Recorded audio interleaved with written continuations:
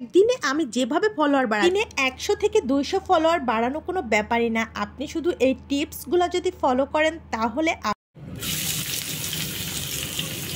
আপনার পেজে অর্গানিকভাবে কোনো রকম কোনো স্পাম কমেন্ট না করেই আপনি ফলোয়ার আনতে পারবেন। আমিও কিন্তু এই টেকনিকটা অ্যাপ্লাই করে দিনে 100 থেকে 200-র মতো প্রতিদিন ফলোয়ার পাচ্ছি। আপনারাও কিন্তু এই টিপসটা ফলো করতে পারেন। তো হ্যালো এভরিওয়ান, যে বা যারা দেশ বা দেশের বাইরে যেখান থেকে আমার ভিডিওটা দেখছেন সবাইকে ওয়েলকাম। আসসালামু আলাইকুম। নিউ অ্যানাদার ব্লগে সবাইকে স্বাগতম করছি। ফেসবুকে ঢুকলেই শুধু পলাশ সাহার আম্মাকে নিয়ে নেগেটিভ কমেন্টস করবে নাই কেন?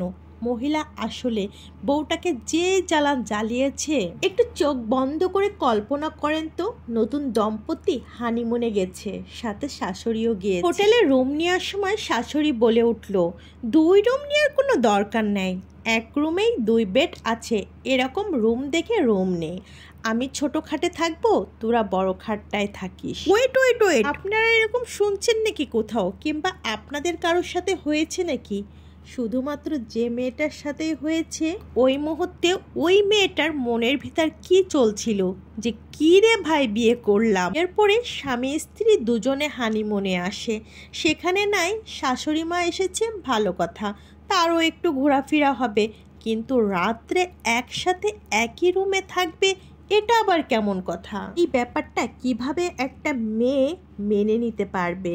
তারপরেও কিন্তু মেয়েটা শাশুড়িকে অনেক স্পেস দিয়েছে। বললাম বউ নাই কিছু বলল না, কিন্তু এই ব্যাপারটা ছেলে কিভাবে মেনে নিয়ে এরকম একটা কাজ করতে পারে? যাই হোক, এ নিয়ে আর কথা বাড়াবো না।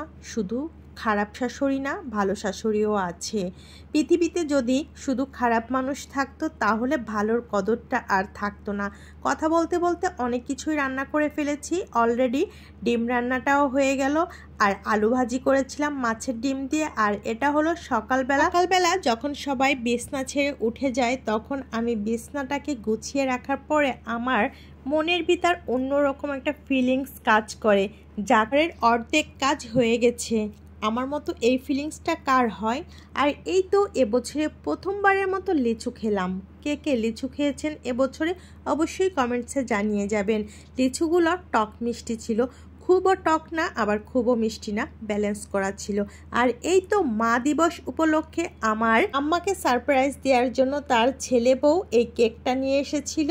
মাশাল্লাহ, এরকম সম্পর্ক আজীবন থাকুক, ভালো থাকুক সম্পর্কগুলো। সংসার জীবনে ছেলের বউকেও যেমন ছাড় দেওয়া উচিত, আর ছেলের বউয়েরও শাশুড়িকেও বোঝা উচিত, তাহলে না ব্যালেন্স করে সংসারটা অনেক বেশি সুন্দর হয়, শান্তির হয়। তুমি যে কথা বলছিলাম, যে টিপস ফলো করার মাধ্যমে আপনি কোনো রকম কোনো স্পাম কমেন্ট কিংবা ফলো না দিয়েও ফলোয়ার পাবেন, সেটা হলো আপনার সামনে যতগুলা ভিডিও আসে, ভিডিও দেখে ভিডিও রিলেটেড কমেন্ট করে 5টা 7টা যাই পারেন না কেন রিপ্লাই কমেন্ট করবেন, আর রিয়াক্ট ভাবে স্কিপ করবেন না, দেখবেন ফলোয়ারের ঝড় উঠবে।